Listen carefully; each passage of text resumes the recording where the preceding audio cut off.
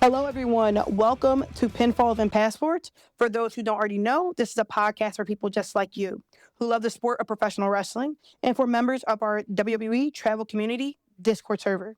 If you're not a member yet, come join one of the fastest growing pro wrestling community online. You can find our Discord link here in the podcast bio. Today, I am joined by, introduce yourselves, the Dork. Yeah. And Dork Chop in the house. and Danny Flow. Danny Flow. Danny Flow. Danny Flow. God, I love that. I love that at WrestleMania 40 in Vegas. That was fucking epic. That was great. So we have some things to discuss, right, boys? Okay. We do. So, what'd you guys do this past weekend? We went to John Cena's final match. What did you do this weekend? Right. That's fucking right. I actually forgot all about it. Wow. Right?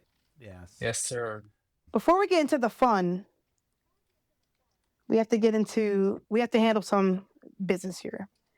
So going forward, we are Pinfalls and Passports. However, we do not have all of our original podcasts with us.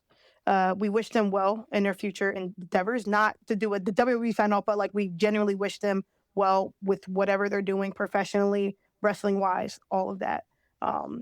We do care a lot, so we do wish them the best. And we will be here for our fans, for people that want to hear us, that want to hear about WWE, AEW, travel tips, ticket tips, anything like that. But here, we still stand. Absolutely. I agree with all that. Absolutely. And then we'll definitely have some new features coming up, some new segments, and hopefully we can get a few Discord members on here as well. Yeah, we want more involvement. We want to, engage everyone a lot more. So be on the lookout for that. Also, we can do this now, guys. So we will be going on a holiday break, and we'll be back in the 2026 calendar year. So this will be our final podcast until 2026. That's right. Yep.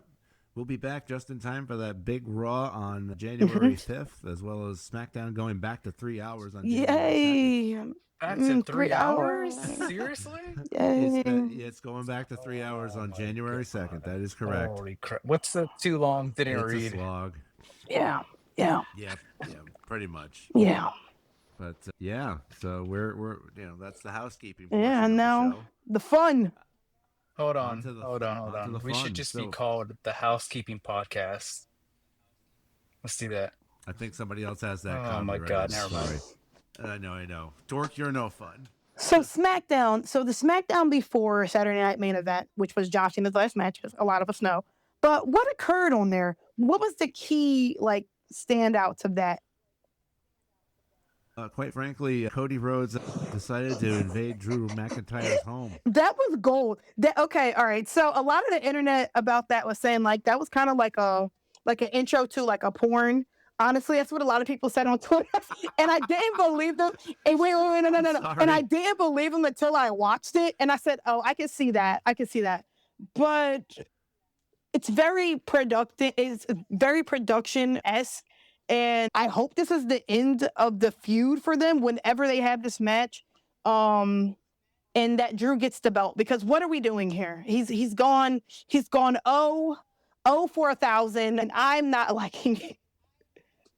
I am not liking it either, and I think this feud needs to end with Drew holding the WWE Championship. I feel like, you can move Cody onto a big feud without the belt. He is, bulletproof.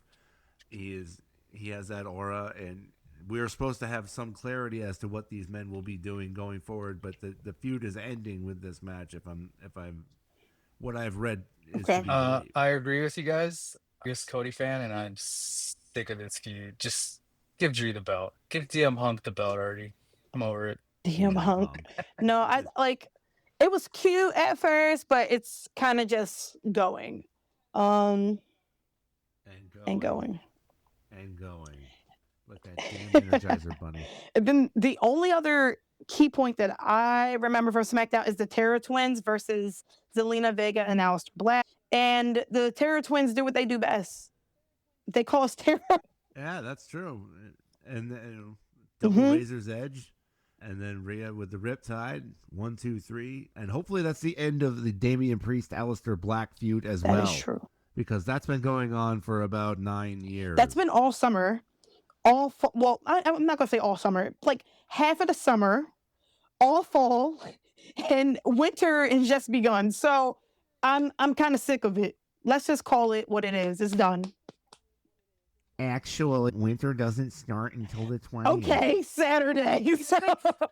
I just pictured Dorchop like adjusting his glasses, all saying, actually. League.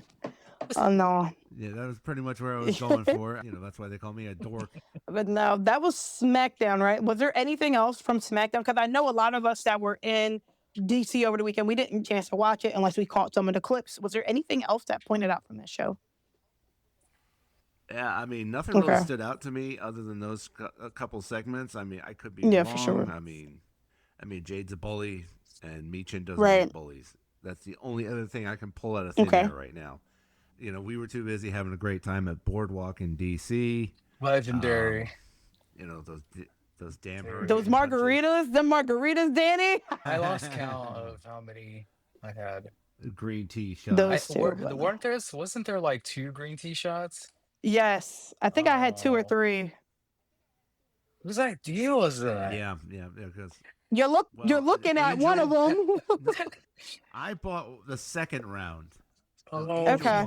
Yeah. Shout out Angel. Yeah, shout out Angel. You were great to meet. What up? Yeah, he was cool. That's right. Yeah, but we met a lot of great members from the server over that event on Friday night. That you guys met for the first time? Simon. I'm gonna say Wayne's girlfriend. Love her. Queen Sleazy. Oh, yeah. Who else did I meet? And I think maybe Simon. I want to say I seen Simon somewhere else, but this was my first time interacting with him for an entire weekend. So that was great. Oh, shout out to Lonzo. That was his first time. Lonzo, man. Yeah, I took them to breakfast. Oh yeah, you picked them up. Yeah, yes, I did. I picked them up from the airport and took them to breakfast. And then as we were leaving the restaurant, there was this creepy old man staring at my car. I thought he was going to start pointing like the end of the Invasion of the Body Snatchers or something. It was creeping me out. He just stared at us for what it seemed like an eternity. And I'm like, this motherfucker is staring at me. What is he staring at? And Danae is just like, just go. He's creeping me out. Makes sense though. But no, Friday. What time did you wake up that day, Dork? 3 a.m. What time did you go to sleep? I went hard the all whole day. Yeah. About 2:30, 3 o'clock. Like this man was awake Dork don't play. 4 hours picking people up from the airport. See, that's love right there. Yeah. That's love. That's dedication. That's love.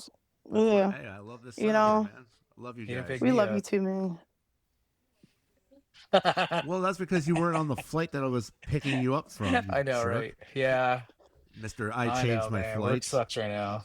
But that's awesome, dude. I know, awesome. I know. But no, Friday. Yeah, Friday was great.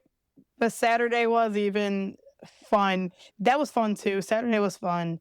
A lot of us went to the Cena Superstore, and if you did have a chance to go to that Superstore, it was basically memorabilia from basically all eras of Cena. A little bit, you had like the word life, like the word life change. You had his 54 jersey. They had the shirts from his entire farewell tour. I think most of it was a very big store. It was great. I liked the picture that they had outside. And it was like background. I felt like that was a very nice picture of him. For like just, I know a lot of us had like, people went to go see the museums in DC before the show. They went to breakfast, brunch, lunch, Fan Fest even. Oh yeah. I know Fan Fest was crazy for a lot of people. We didn't end up going. I know I didn't. Annie didn't. I think Dork I did. Yeah. I did, yes, I did. I waited an hour in line to get in, and I almost got out of line right before the entrance because Santi Zap was recording, like little snippets for social media. I was like, oh, I want to be on Santi Zap's podcast, but it was so close to the entrance that like nobody could, they couldn't have held my place in line. And in time for me to get back in line. So I just sacrificed that dream right there and walked into FanFest, and it was a good time. They had food trucks. They had superstars on stage. They had stations where you can make signs. They had stations where you could record farewell messages for John Cena. And we also got to see a pig rap. That's right. And that was, oh yeah, flying pig rapping. Not only the time is now, but also basic thugonomics. What? Yeah, him and Zayn and Cyclops did the time Go is White now. Boy. It was. Oh yeah. Oh yeah. White Boys can rap apparently. So the only thing missing from the Cena Fest was actual meet and greets. All right. Yeah. Yes. Exactly, and that's a disappointment, but not nearly as disappointing as the result of the big match itself. So Saturday night main event, it kicked off. Vibes were high. Vibes were immaculate. I feel like that was the loudest WWE crowd I've been in since WrestleMania 40. I'm gonna be honest with you guys. Yes. Yep. The first match, you had Cody come out with Oba Femi. Oh. What world would we have seen that unless it was like 2028 or something, or 2027 once Oba got called up? Like that match was great until the tap out ending. I don't know if they copped it out because drum he started to bleed, or if that was how it was planned. Either way, I feel like it gave us a little taste of what that match will look like on the main roster.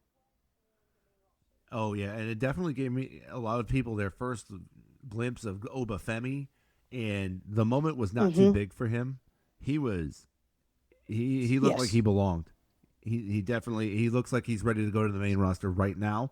It's just a matter of how do you get the NXT championship off him in a believable manner. Maybe a multi-man match where somebody else takes the pin. But get that title off of him right now. Get him up to the main roster. Get him in a major feud before WrestleMania.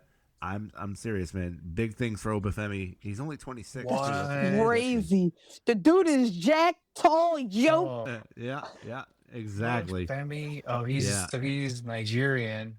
I don't. That was my first time seeing him. I don't really know too much about him, but damn, 6'4", 210 pounds, 27 years old from Lagos. Okay. Dude, this guy's fucking huge, man. He's the future. He's gonna retire Brock Lesnar. No, I think that's still gonna be Gunther. Yeah, because he on his retirement kick. He's on his retirement tour. He's on retiring everybody tour. But our next match, we had Sol Ruka versus Bayley. This to me was the match. This and the other match that follows after it, to me, would be the match of the night. I'm only saying it since this was our only women's match, and they did fucking phenomenal.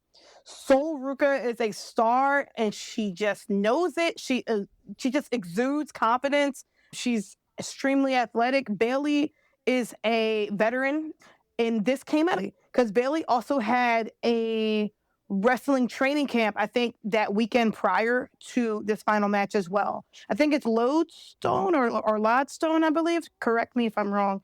But so like her coming off of that weekend, having this match with Sol was, to me, it rid itself, honestly. I felt like that was a really good match. Yep. It was a great match. And the Soul Snatcher, phew. Oh, definitely. Yeah, I mean, like, that's the highlight for me for any Sol Ruka matches is the Soul Snatcher. I mean, like, because she can hit it, she has to hit it out of the corner, but sometimes she hits it off of the ring apron, and she's just a great athlete, and she's so fun to watch. I just enjoy Sol Ruka matches. Yeah, she scared me a little bit. I'm like, are you okay, girl? You out here flying? Are you okay? Yeah, there was a little bit of a scary moment there. And then next we had Javon Evans, Leon Slater from TNA versus AJ Styles and Dragon Lee. That was a banger. A lot of bouncy boys in this match. Okay, a lot of high flyers in this match. You have AJ, who is at the tail end of his career. Dragon Lee, who's at like the midst of it. He's finally getting that recognition. And you got two young, hungry guys in Javon Evans and Leon Slater. It was magic. Oh, man. It was. I mean, the way they came out of the blocks, just unrelenting, offense galore. They were jumping over the top of the ring post. They were jumping over the ropes. They were they were flying all over the place. Javon and Leon brought their A game. And again, we said that Obafemi's only 26. Javon and Leon are only 21. Yep. So they have a long, long time in this business to really show what they've got. And if it's going to be something like what we got on Saturday, then the future is bright for both of those young men. I am very excited to see, because this match, I mean, for lack of a better word, this match. I wish it was a little bit longer, but I don't know if they were cutting towards the end because we were pushing towards 10. But I was like, dang, like this ended sooner than I expected, but it was a really good match. I thought it ended because of the botch, with AJ botched the phenomenal forearm. And credit to Leon Slater for saving that spot, though. Okay, yeah. Because I was reading online, I guess earlier this week, they were saying that like he botched it on purpose. But I don't know if I believe that. Honestly, it's a lot of stuff going around it. But yeah, no, I do remember the botch, Yeah. I mean, still, Leon made it look like $1 million, and Styles Clash, and we're out. It was a great match. It was a lot of fun to watch.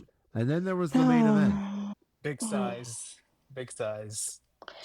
The entrance for Gunther, I will say, they made sure he looked like a villain of a villain. He was the heel. You felt it. The ambiance, the lighting, everything. It was perfect for him. It gave Rocky versus Drago vibes. It was great. Okay, the entrances was phenomenal.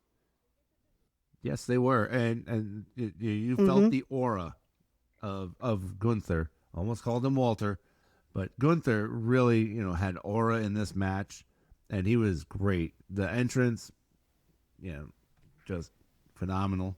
I'm at a loss for words. I started doing the CEO chant because they share similar theme songs, Yes. They do. But then when Cena came out, like felt the crowd. Like I'm telling, like I've never felt a crowd like that unless it was at WrestleMania 40. Agreed. That was electric. When Cena came out. Yeah, that 19,000 felt like 70,000. That was crazy. Yes, it did. It was amazing. It was surreal, just a moment in time. Like that match was great. And I think it was a beautiful ending. Not what a lot of people wanted to see, but it was a beautiful ending. My jaw was on the floor practically because I was shocked and gave up. But the way we got there, the build up towards that moment, it was very beautifully done. You had a lot of AAs, a lot of STFUs, a lot of five knuckle shuffles, a lot of moments where you thought, man, Super Cena's going to Super Cena one last time. Yeah. And then Gunther kept kicking out, and every time he kicked out, I was like, and then he kicked out of the Avalanche AA, and I was like, okay, we're going to the sleeper. Yep. And then they went to the sleeper, and for 10 minutes, like it seemed like they were going, he gets out of it, and then Gunther slaps it right back on. I feel like time kind of stopped. I don't know about you guys, but time stopped for me. Just seeing him in the sleeper, I'm like, fuck. I'm like, this might be it, y'all. And then he fought out of it the first time, fought out of it again, and then I was like, damn.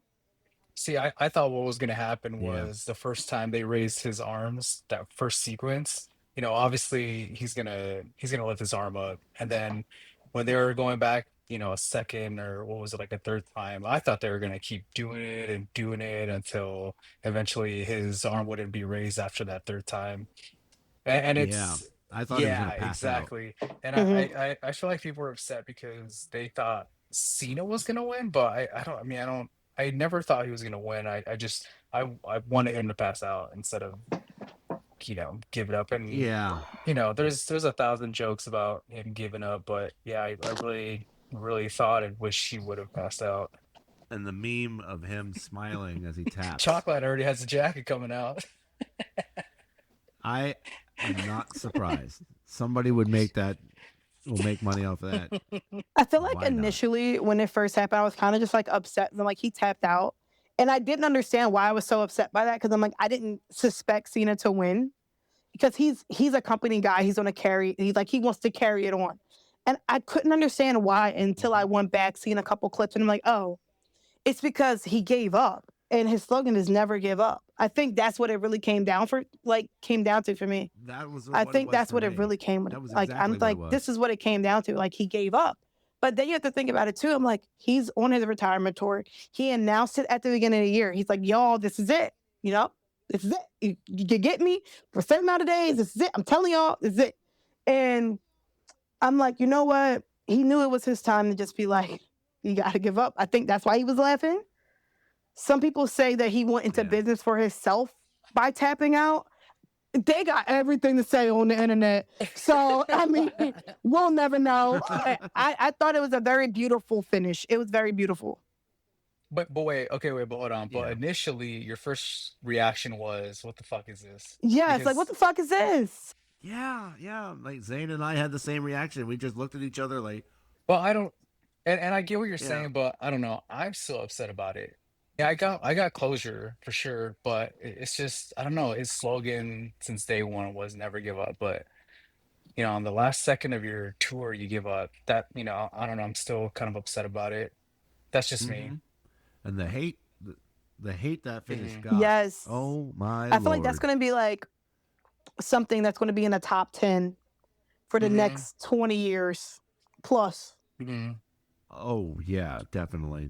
That's the crash out of the year for 2026 in the survey. Yeah, right that'll there. be it. Yeah, I mean, just the F-bombs that were directed at Triple H. You sold out. It was like you sold out chance to or some shit. Yep. F you, Baldy. That's my favorite. Fuck you, Baldy. Exactly. F you, Baldy. Yeah. Well, actually, they said fuck you, Baldy, but I was trying to be PC. Yeah, like and the way he was scurried out of there in an SUV down the street, just vroom. And then Gunther needed security to get to his bus. I mean, people were irate. Yep. It was ugly on that street as we congregated outside the arena trying to process exactly what had happened. Well, we took pictures outside of Mrs. Bus. That's pretty cool. Like, can y'all get the hell away from my bus? He's like, I'm trying to leave. Like, what the hell? Hey, y'all, Dork, I asked Mira, and Mira, I'll ask you again just because it's been a few days since that finish. What's more shocking to you guys so far? What happened with the Cena ending or Brock Lesnar WrestleMania 30? What gives you guys more of a shock value and the aftermath of it? Because the ending of the streak. Still the streak, yeah. Yeah, it's still the streak. Still the streak. I gotta go with that. I was silent for like 10 minutes in shock. I was there live, so it was even more, like the air was just sucked out of the dome, out of the Superdome. It was crazy. And I mean, I kept waiting for the match to be restarted. I thought it was an error or something.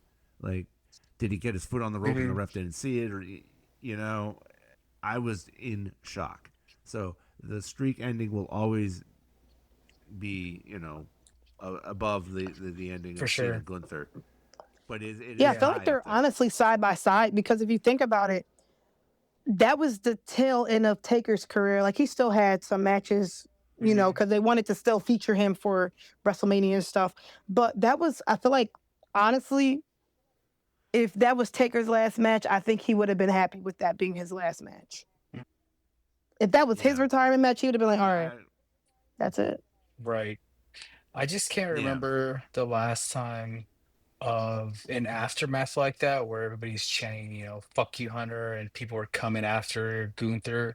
I cannot remember the last time something like that happened. Maybe in the 80s and shit. The last time The last time I've seen heat like that was when Roman Reigns beat The Undertaker at WrestleMania, because that was when everybody thought that Roman had retired The Undertaker. Right. And he comes out on Raw the next night, and he's like sitting there just getting booed mercilessly, and then he just says, "This is my yard." 10 minutes in, it's my yard now, and then just leaves. Right.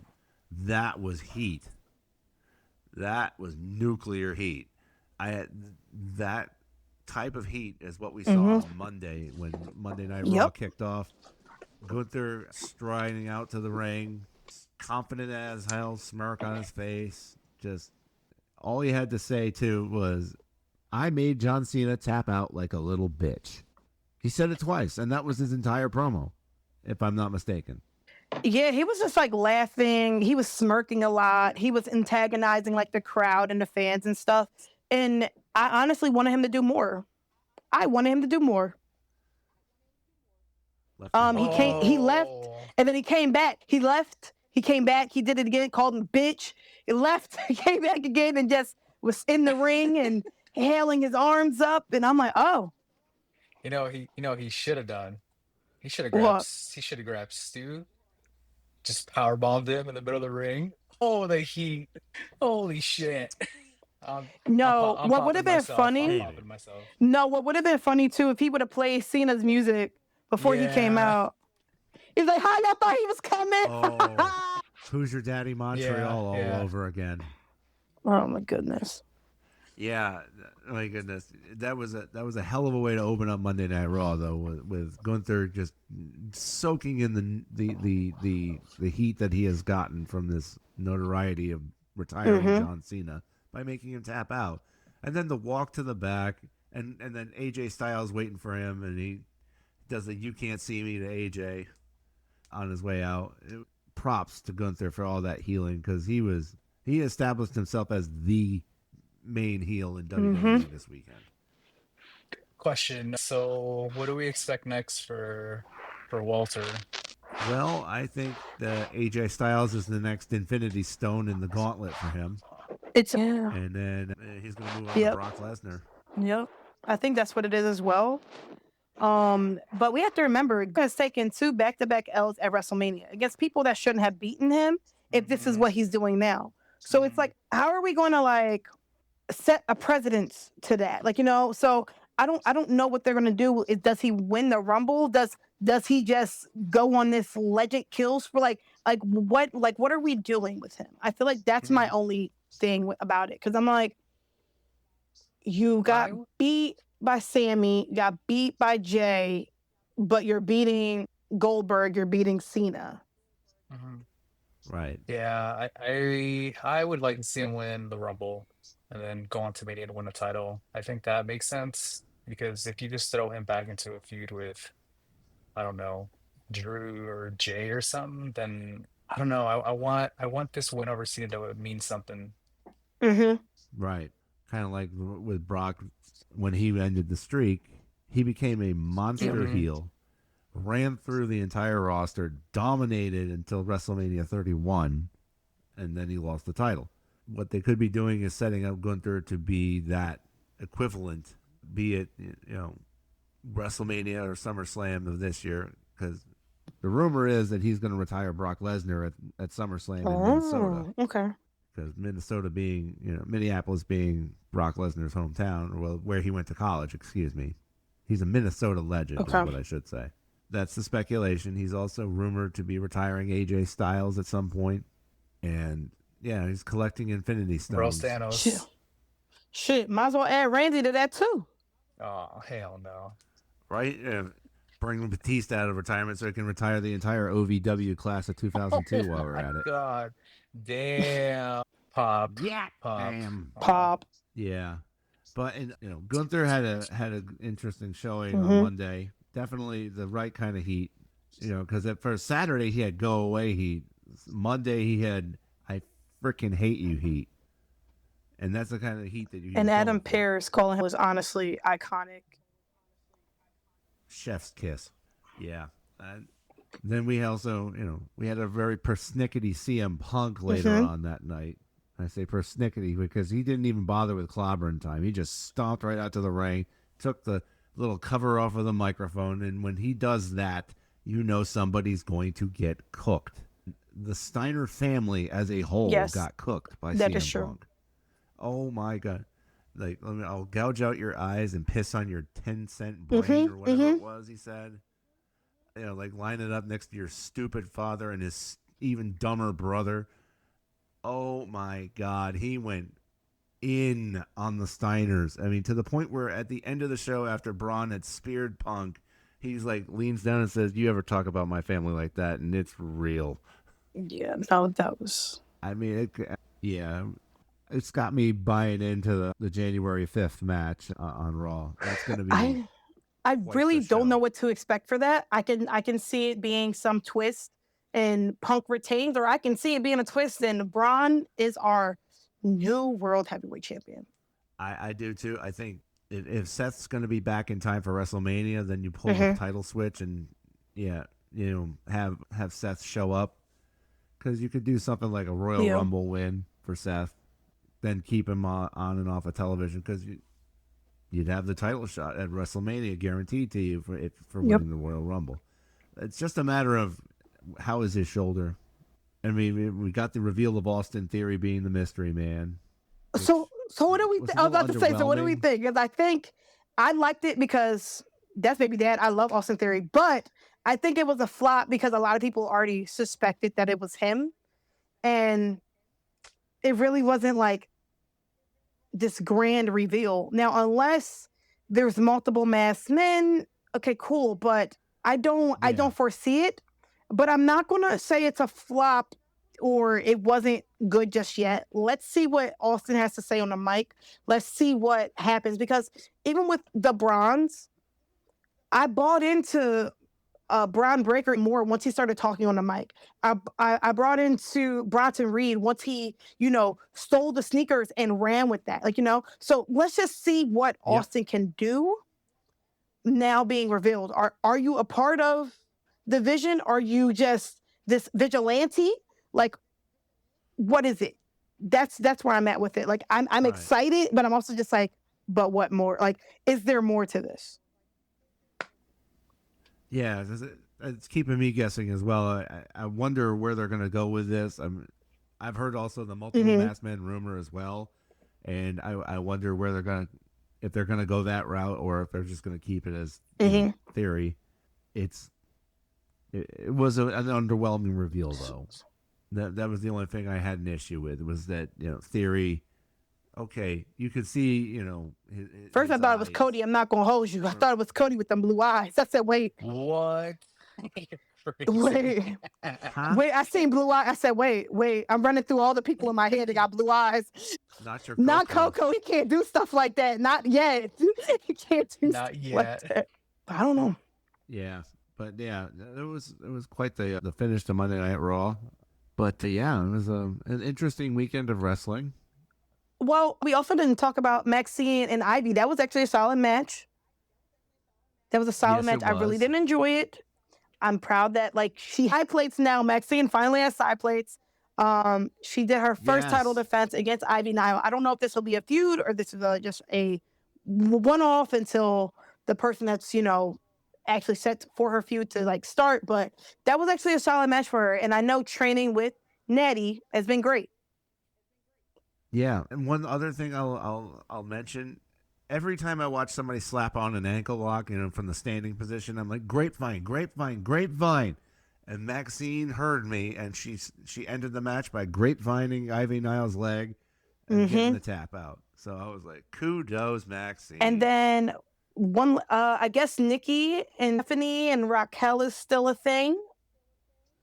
Yeah, I'm not upset because Nikki finally did what she had to do, and she put them girls in their place. I mean, it's been quite the week for Nikki. It's been revealed that she's dating Cooper DeJean. That's a win. Hold up. That's a win. Isn't he like 22 or something? Sure is. Hell he's only 22. That's a win. That's a win for the Eagles. Go Birds. Go Cooper. I knew that would pop. Go Nikki. But I don't know if it's sure or not, but if it is, I'm very happy for them. As a Birds fan, love it. But no, we'll see. We'll see though. We'll see if it's true. We'll see if it's true though. But no, I think this weekend was actually really good. Yeah, and then Tuesday we had the NXT, the botch of the year. Yeah, so Blake Monroe versus Thea Hale opened NXT actually. And at the end of the match, it was actually a pretty good match, you know, what we expected. But what we expected was Blake to retain her championship, her NXT North American Women's Championship. That's what we expected.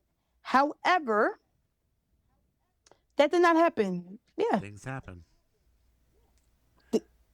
Yeah, Thea hits a running senton, and it looks, and she lands on Blake awkwardly, and then she goes into a pinning combination, a very awkward pinning combination too. It looks like Thea expected her to kind of crucifix. She expected Blake to attempt a crucifix, but she got the wind knocked out of her from what I could see, and she couldn't. She was like, because when she got the arm up after 3, it was weak, like she was winded. So the botch, the look on Thea's face. I won. I love that Thea stayed in character the whole time. Yeah, like that manic energy of hers. And this gives Thea the opportunity, which she may have not gotten otherwise. So I'm happy that she won. Let's see if she can accelerate on this momentum that she currently has. Even if she has like a quick reign, whatever, because they also like they just like retaliated so quick, and then it was the backstage with Blake, Jordan Grace, and Thea Hale. So I don't know if there's something there with that or not, but we'll see in the coming weeks about how that goes. But I feel like NXT did a nice job to recover from it. I don't know if there's other backstage stuff that's happening with that botch or anything at all, but I think Thea winning is a good win. I think it gives her a bit momentum going into the new year. We'll see what ultimately happens with that, in all honesty. I had read somewhere that considering their, like holidays and all that stuff is coming up, so they're filming 2 shows per date, I guess. I heard that they had filmed already stuff for the next few weeks for this NXT title. Oh. So now they're like, they were scrambling to create a new script, and I think they're probably creating new segments and all that stuff based off of that botched finish, which I'd imagine kind of makes sense now. Yeah. Yeah. Yeah, that kind of threw them for a loop. Yeah, but it threw me for a loop seeing it live. I was like, what? I feel like if we can make lemonade out of these here lemons, it'll be fine. It'll be all right. Fair enough. And hey, that's just like us making lemonade out of lemons. I think we can pivot and move and adjust, so it's all good. That's right. So that. Yeah. So that. Yeah.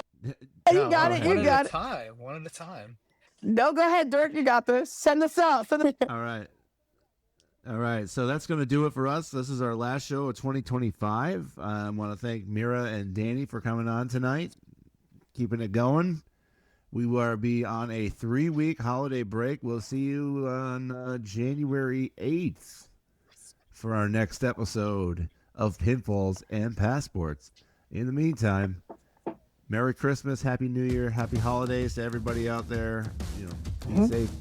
Have a great holiday season. Take care of each other. And this has been Pinfalls and Passports. The last